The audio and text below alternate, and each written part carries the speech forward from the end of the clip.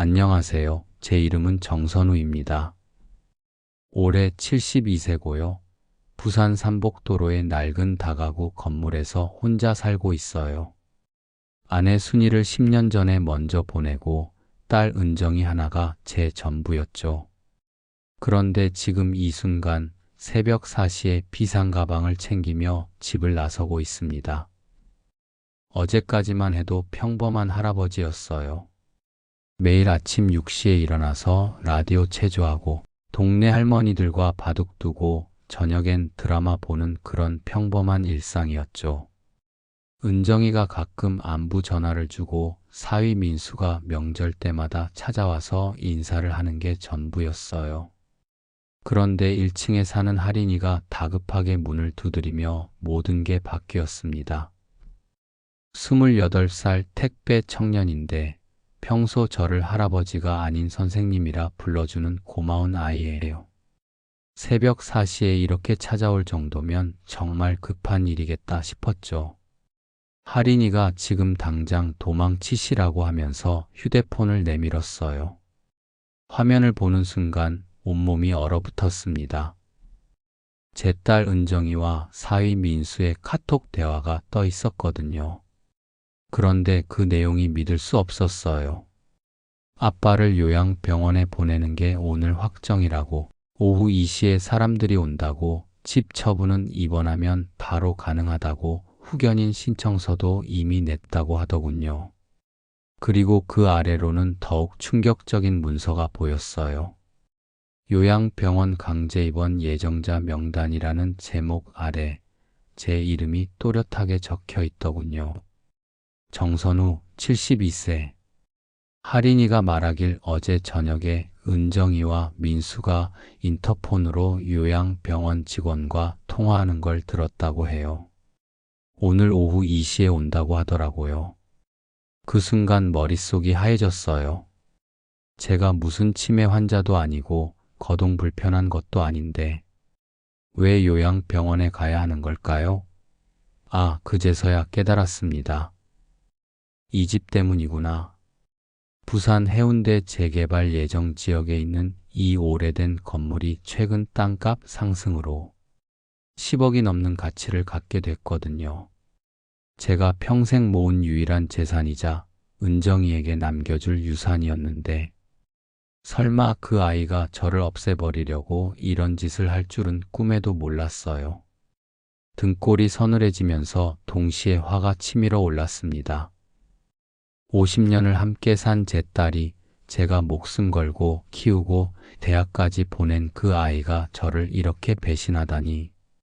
하지만 지금은 감상에 젖을 시간이 없었어요. 할인이에게 뒷계단으로 나갈 수 있는지 물어봤더니 자기가 안내해 주겠다고 하더군요.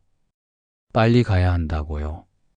평소 비상시를 대비해 준비해둔 가방을 챙겼습니다. 현금 300만 원, 통장, 인감, 중요한 서류들. 몇 년 전부터 혹시 모를 상황에 대비해 둔 거였는데 설마 친딸 때문에 쓰게 될 줄은 몰랐죠.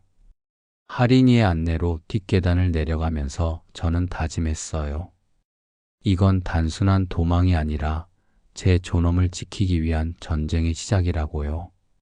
72년을 살아오면서 이렇게 배신당해 본 적은 없었지만 이제 알았어요. 진정한 적이 누구인지 말이죠. 새벽 공기가 차갑게 폐를 파고들었지만 제 마음은 오히려 뜨거워지고 있었습니다. 은정아, 내가 아빠를 그렇게 만만하게 본 게 첫 번째 실수였어. 50년 지기 친구 문혼의 집 문을 두드릴 때 제 손이 떨리고 있었어요. 새벽에 이렇게 찾아가는 것도 미안하고 무엇보다 제 상황을 설명하는 게 부끄러웠거든요. 하지만 갈 곳이 여기밖에 없었어요. 문호는 전직 어선 선장답게 새벽잠이 없는 사람이라서 생각보다 또렷한 정신으로 저를 맞아줬어요. 이 시간에 무슨 일이냐고 물어보더군요. 상황을 차근차근 설명하자 그의 얼굴이 점점 굳어지더군요. 그 미친년이 어떻게 제 아비를 그렇게 할 수 있냐고 문호가 욕을 하려고 하길래 욕하지 말라고 했어요. 그래도 제 딸이라고요. 하지만 속으로는 저도 분노가 치밀어 오르고 있었어요. 은정이가 어릴 때부터 대학까지 결혼 자금까지 모든 걸 제가 해줬는데 아내가 일찍 세상을 떠난 후로는 그 아이가 제 전부였거든요. 문혼의 거실에 앉아서 찬 보리차를 마시며 머리를 정리하기 시작했어요. 이 상황을 감정적으로만 접근하면 안 돼요. 냉정하게 전략을 세워야 해요. 문호에게 말했어요. 저는 도망치지 않겠다고. 이건 도망이 아니라 제 존엄을 지키는 전쟁이라고요. 문호가 그럼 어쩌려고 하느냐고 물어보더군요. 할인이가 보여준 휴대폰 화면을 다시 떠올렸어요. 분명히 더 많은 증거가 있을 거예요. 그들이 저를 요양병원에 보내려는 진짜 이유, 제 재산을 가로채려는 구체적인 계획들 말이에요. 머릿속으로 3가지 목표를 세웠습니다.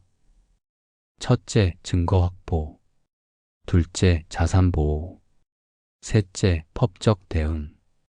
감정에 휩쓸리지 말고 체계적으로 접근해야 해요.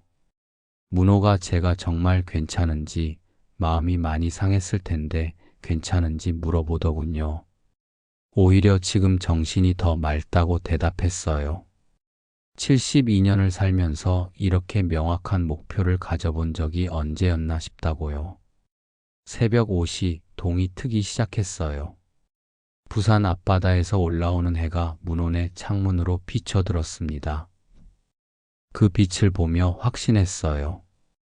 제가 지금까지 살아온 인생이 헛된 것이 아니었다면 이 마지막 싸움에서만큼은 절대 질 수 없다고요. 문호에게 말했어요. 오늘부터 며칠간 신세를 져야겠다고요. 문호는 당연하다고, 우리가 몇 년 친구인데 뭔 소리냐고 하더군요. 그때 정말 고마웠어요. 이런 상황에서도 저를 믿고 도와주는 친구가 있다는 게 말이에요. 그날 오후 할인이가 문호네로 찾아왔어요. 그리고 몇 장의 사진을 더 보여주었어요. 제 딸과 사위가 주고받은 메시지들, 그리고 요양병원과 주고받은 통화 녹음까지 있었어요. 그 순간 깨달았어요. 이것은 단순한 가족 갈등이 아니라 계획적이고 조직적인 범죄라는 걸요. 은정이와 민수가 얼마나 치밀하게 이 일을 준비해 왔는지 보니 오히려 마음이 차가워지더군요. 여러분도 혹시 이런 경험 있으신가요? 가족이라고 해서 무조건 믿었는데 뒤에서는 완전히 다른 얼굴을 하고 있는 경우 말이에요. 저는 그날 처음으로 느꼈어요. 혈연이라는 게 때로는 가장 큰 함정이 될 수도 있다는 걸요. 하지만 동시에 각오도 다졌어요. 이제 시작이라고요. 진짜 싸움은 이제부터라고요. 할인이가 가져온 증거들을 자세히 살펴보니 정말 소름이 돋았어요. 제 딸과 사위의 대화가 이렇게 냉정하고 계산적일 줄이야. 아빠를 요양병원에 보내면 집 처분이 바로 가능하다는 얘기, 후견인 신청하면 통장도 자기들이 관리할 수 있다는 얘기, 치매 진단서는 병원에서 협조해 주기로 했다는 얘기까지. 읽을수록 분노가 치밀었지만 동시에 마음이 차가워졌어요. 감정에 휩쓸리면 져요. 지금은 냉정하게 대응해야 할 때예요. 할인이에게 이 증거들을 모두 인쇄해서 파일로 정리해달라고 부탁했어요. 원본은 따로 보관하고요. 할인이가 말하길 인터폰 영상도 있다고 하더군요. 아파트 인터폰으로 찍힌 영상을 보여줬는데 제 딸과 사위가 요양병원 직원과 만나는 모습이 선명하게 녹화되어 있었어요. 대화 내용도 선명하게 들렸고요. 아버지는 치매 증상이 심해서 판단력이 없다고 하라고 은정이가 말했다는 거예요. 그러니까 진단서는 내일까지 준비하겠다고 병원 직원이 답했다고 하고요. 저는 떨리는 손으로 휴대폰을 집어들었어요. 첫 번째 반격이 시작될 시간이었거든요. 먼저 은행에 전화를 걸었어요. 신분증을 도난당했다고 지급정지 신청하려고 한다고 말했어요. 본인 확인 후 처리해 주겠다고 하더군요. 이어서 구청에도 전화했어요.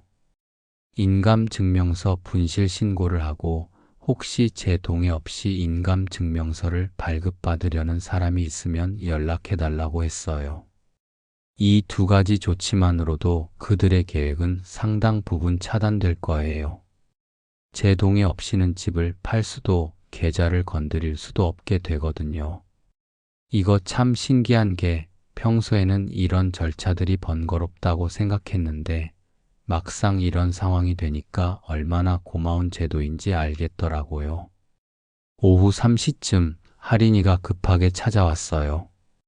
은정이와 민수가 은행에 갔다 왔는데 완전히 난리가 났다고 하더군요. 아버지가 갑자기 사라졌다고 치매 증상 때문에 헛소리를 한다고 하면서 통장을 찾으려고 했는데 안 됐다고 하더라고요. 속으로 쾌재를 불렀어요. 첫 번째 작전이 성공한 거죠. 그들이 얼마나 당황했는지 상상만 해도 속이 시원했어요. 그런데 동시에 마음 한구석이 아프기도 했어요. 제 딸이 저를 치매 환자라고 말하고 다닌다니. 어떻게 그럴 수가 있을까요? 그날 저녁 제 핸드폰에 은정이에게서 전화가 왔어요. 어디에 있냐고 걱정돼서 미치겠다고 하더군요. 저는 멀쩡하다고 요양병원은 무슨 소리냐고 했더니 잠시 침묵이 흘렀어요. 그러더니 떨리는 목소리로 제 건강이 걱정돼서 그런다고 하는 거예요. 거짓말하지 말라고 다 안다고 했죠. 전화를 끊고 나서 이상하게도 후련했어요. 이제 서로 가면을 벗고 싸울 수 있게 된 거니까요. 문호가 옆에서 첫 승부에서 이긴 것 같다고 하더군요. 맞다고 하지만 이제 시작이라고 답했어요. 그날 밤 잠이 오지 않아서 문호와 이런저런 얘기를 했어요. 문호가 말하길 자식이 부모를 배신하는 세상이 됐다고 예전에는 상상도 할 수 없는 일이었다고 하더군요. 저도 동감했어요. 우리 세대는 부모를 하늘같이 여기고 자랐는데 요즘은 정말 달라진 것 같아요. 하지만 동시에 생각했어요. 이런 일이 저에게만 일어나는 건 아닐 거라고요. 분명히 비슷한 상황에 있는 어르신들이 많을 거라고요. 그런 분들은 어떻게 하고 계실까? 혹시 저처럼 싸울 용기를 내지 못하고 그냥 당하고만 있는 건 아닐까? 그 생각을 하니 더욱 화가 났어요. 이 싸움은 저만을 위한 게 아니라 비슷한 처지에 있는 모든 어르신들을 위한 싸움이기도 하다고 느꼈어요. 절대 질 수 없는 이유가 하나 더 생긴 거죠. 할인이의 소개로 만난 변호사 윤서아 선생님은 생각보다 젊었어요. 30대 중반 정도로 보이는 여성인데 첫인상부터 예리하고 신뢰가 갔죠. 할인이한테서 상황을 대략 들었다고 하시더군요. 변호사 사무실에서 제가 모든 증거를 펼쳐놓았어요. 채팅 캡처, 인터폰 영상, 녹음 파일, 그리고 은행과 구청에 신고한 내용들까지. 윤 변호사님이 자료를 꼼꼼히 살펴보시더니 고개를 끄덕이시는 거예요. 이건 단순한 가족 싸움이 아니라고 하시더군요. 명백한 형사사건이라고요. 사기, 감금 미수, 사문서 위조 등 여러 가지 혐의가 성립한다고 하시네요. 특히 허위 진단서를 통한 후견인 신청은 중대한 범죄 행위라고 하시더군요. 윤 변호사님의 설명을 듣고 나니 가슴이 시원해졌어요. 제가 당하고만 있을 게 아니라 오히려 공격할 수 있는 카드가 많다는 뜻이었거든요. 어르신, 먼저 요양병원 원장을 만나봐야겠다고 하시더군요. 진단서를 발급한 과정이 정당했는지 확인해야 한다고요. 이틀 후 윤 변호사님과 함께 요양병원을 찾았어요. 원장이 저희를 보더니 당황하는 기색이 역력했어요. 윤 변호사님이 환자를 직접 진찰했는지 물어보니 그게 그런 게 아니라 가족분이 증상을 상세히 설명해줘서 그랬다고 하더군요. 환자를 만나보지도 않고 치매 진단서를 발급한 거냐고 다그치니 아니라고 하면서도 말을 제대로 못하더라고요. 윤 변호사님이 이 모든 과정을 녹음하고 있다는 걸 알았을 때 원장 얼굴이 새파래졌어요. 저는 그 순간 확신했어요. 승리할 수 있다고요.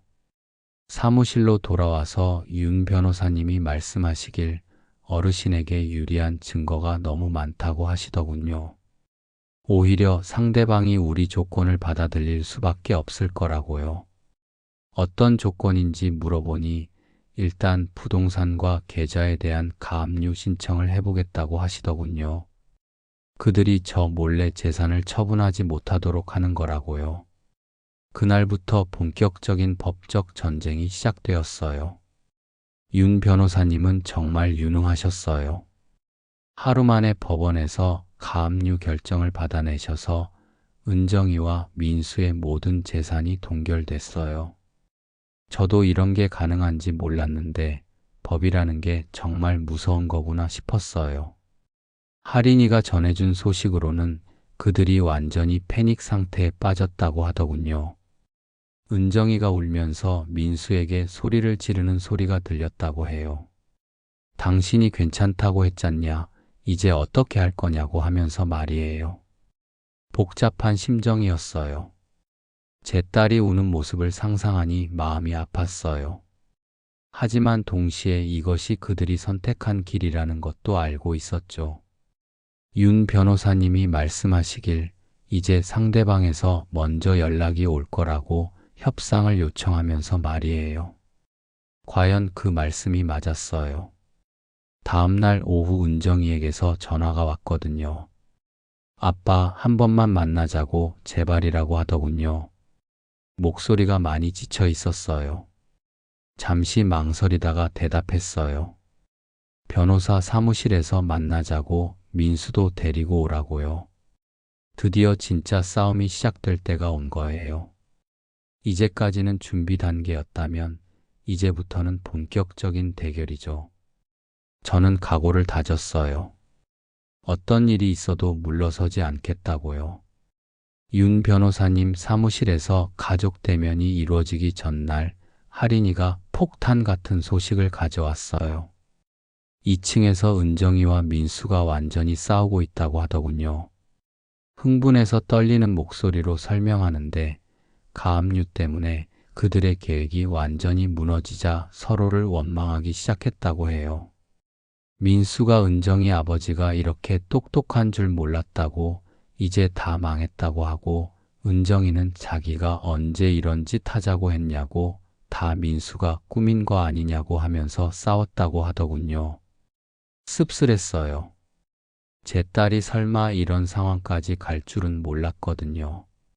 하지만 이미 선을 넘은 이상 끝까지 가야겠다고 생각했어요. 할인이에게 혹시 그 대화도 녹음했는지 물어봤더니 휴대폰으로 다 녹음해뒀다고 하더군요. 그런데 더 심각한 게 있다면서 또 다른 휴대폰을 꺼내 보여줬어요. 민수 차에 달린 블랙박스 영상이라고 관리사무소에서 복사한 거라고 하더군요. 영상을 보니 민수가 보험회사 직원과 만나는 모습이 담겨 있었어요. 음성도 선명하게 들렸고요.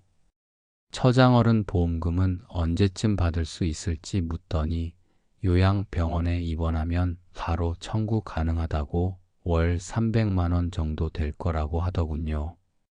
그리고 혹시 더 심각한 상황이 되면 어떤지 묻는데 직접 말하기는 그렇지만 보장 금액이 훨씬 크다고 하더라고요. 온몸에 소름이 돋았어요. 보험금까지 노리고 있었던 거예요.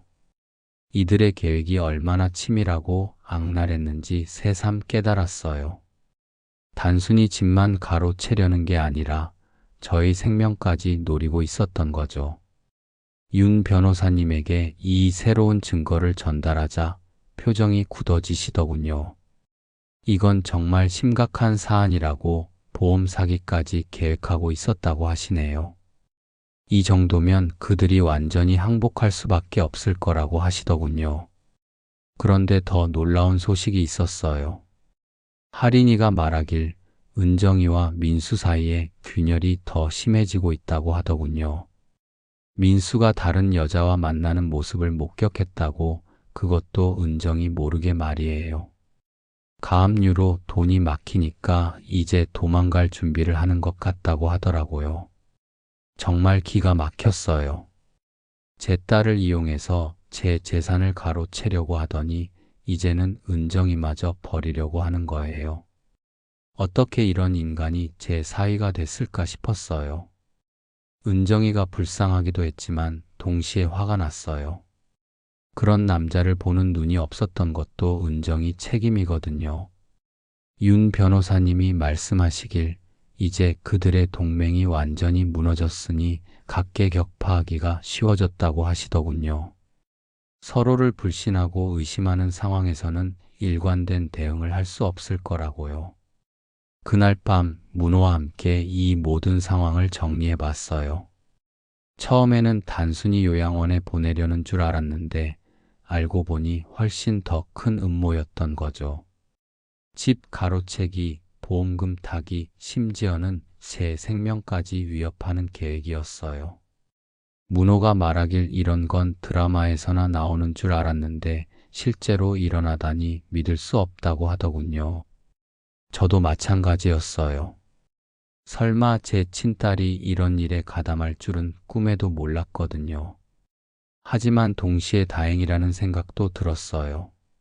만약 할인이가 알려주지 않았다면 저는 지금쯤 요양원에 갇혀 있었을 테고 서서히 그들의 계획대로 당했을 거예요. 생각만 해도 끔찍해요. 이제 내일이면 그들과 직접 대면하게 돼요. 50년을 함께 살아온 딸과 10년을 사위로 지낸 민수를 상대로 법정 싸움을 하게 된 거죠. 마음이 무겁지만 동시에 각오도 단단해졌어요. 이건 제 인생의 마지막 싸움이 될지도 모르거든요. 윤 변호사님 사무실에서 드디어 가족 대면이 이루어지는 날이었어요. 은정이와 민수가 들어왔을 때 그들의 얼굴을 보고 깜짝 놀랐어요. 며칠 사이에 완전히 초췌해져 있더군요. 특히 은정이는 눈이 퉁퉁 부어서 많이 울었다는 게 한눈에 보였어요. 윤 변호사님이 차분하게 상황을 설명하기 시작했어요. 지금까지 수집된 모든 증거들, 그들이 저지른 범죄 행위들, 그리고 법적으로 어떤 처벌을 받게 될지까지 상세하게 설명하셨어요. 은정이와 민수의 얼굴이 점점 하얘지는 게 보였어요. 윤 변호사님이 스피커로 녹취를 재생했어요. 그들이 주고받은 카톡 대화, 요양병원과의 통화, 보험회사 직원과의 대화까지 자신들의 목소리가 선명하게 들려오자 민수가 고개를 푹 숙이더군요. 은정이는 손으로 얼굴을 가리고 있었어요. 그 다음에는 서류 더미가 테이블 위에 펼쳐졌어요. 위조된 계약서들, 그들의 채무 내역, 사치스런 소비 기록들까지 민수가 다른 여자와 만나면서 쓴 돈까지 다 기록되어 있었어요. 은정이가 그걸 보고 민수를 째려보는 게 느껴졌어요. 윤 변호사님이 두 가지 선택지를 제시했어요. 첫 번째는 모든 재산과 상속권을 포기하고 친자 관계를 단절하면 형사고소를 보류하겠다는 것. 두 번째는 고소를 그대로 진행해서 구속과 전 재산 몰수, 최대 10년형까지 각오하라는 것이었어요. 은정이가 떨리는 목소리로 아빠라고 불렀어요. 하지만 저는 대답하지 않았어요. 이미 돌이킬 수 없는 선을 넘었다는 걸 알고 있었거든요. 50년을 함께 살았지만 저를 배신한 순간 더 이상 제 딸이 아니에요. 민수는 계속 고개를 숙이고 있었어요. 가끔 은정이를 힐끔힐끔 쳐다보는데 눈에는 이미 도망갈 생각만 가득한 게 보였어요. 결국 자기만 살겠다는 거죠. 이런 인간을 사위로 받아들인 제 자신이 한심했어요. 윤 변호사님이 10분 안에 결정하라고 했어요. 은정이가 울면서 아빠를 원망하지 않는다고, 자기들이 잘못했다고 인정한다고 하더군요. 하지만 너무 늦었어요. 이미 제 마음속에서 딸이 아니게 됐거든요. 결국 두 사람은 떨리는 손으로 서류에 서명했어요. 재산 포기각서, 상속권 포기각서, 친자관계 단절 동의서까지. 그 순간 저는 공식적으로 혈연 단절을 선언했어요. 72년을 살면서 가장 힘들었지만 동시에 가장 당당했던 순간이었어요. 은정이가 나가면서 마지막으로 뒤돌아봤는데 저는 고개를 돌렸어요. 더 이상 볼 이유가 없었거든요. 민수는 서둘러 나가더군요.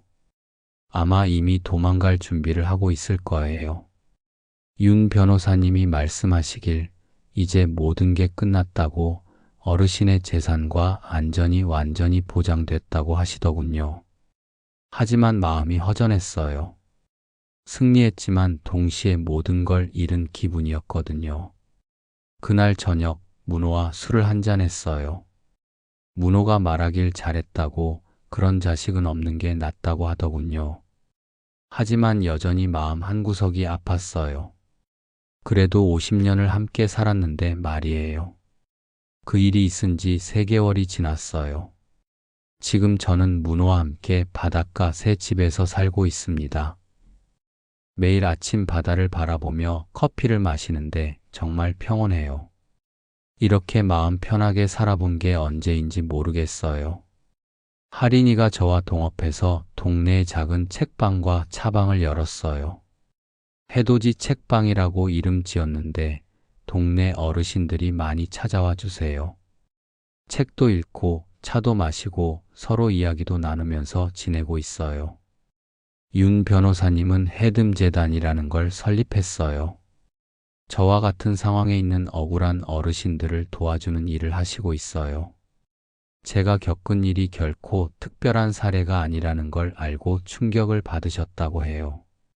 생각보다 많은 어르신들이 가족들에게 배신당하고 계신다고 하더군요.